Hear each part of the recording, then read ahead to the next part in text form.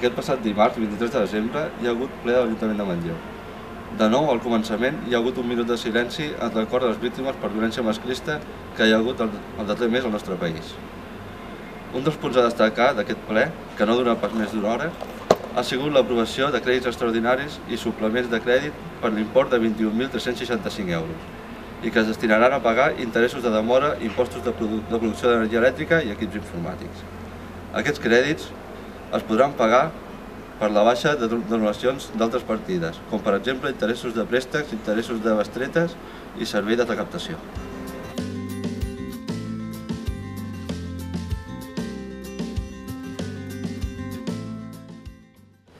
El següent punt a destacar ha sigut l'aprovació d'una moció per la qual el ple de l'Ajuntament de Manlleu s'autoinculpable per haver participat activament en la jornada del 9-N i en solidaritat amb la querella que ha emès el Tribunal Superior de Justícia de Catalunya contra diversos membres del Govern de la Generalitat.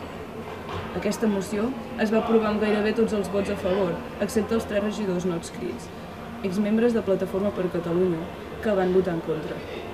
Des de la CUP de Manlleu creiem que treure les urnes al carrer no es pot considerar mai un delicte, sinó un exercici de democràcia real.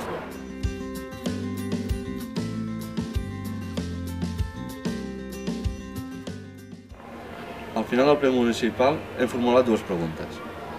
La primera referent a la moció contra l'homofòbia, lesbofòbia i transfòbia presentada pel col·lectiu sorrenc tal com són aprovada per unanimitat al primer ple de l'any, el 21 de gener.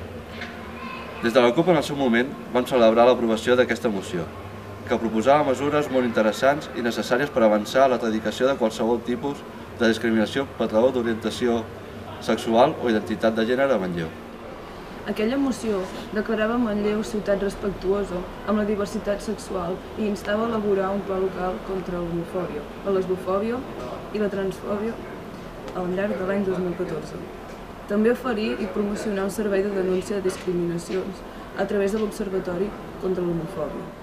Hem preguntat pel grau de compliment d'aquestes mesures, que creiem del tot necessàries i tot i que la resposta ha estat que hi han estat treballant, hem pogut constatar que no s'han desenvolupat d'acord amb la temporalitat que la moció preveia, de tenir un llestit al llarg del 2014.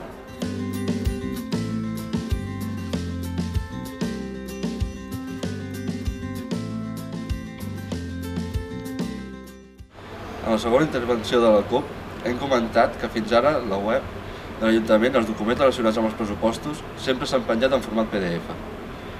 Hem demanat que aquest arxiu pogués ser en format obert, tipus fulles de càlcul, perquè la ciutadania pogués treballar-hi i analitzar-los més fàcilment.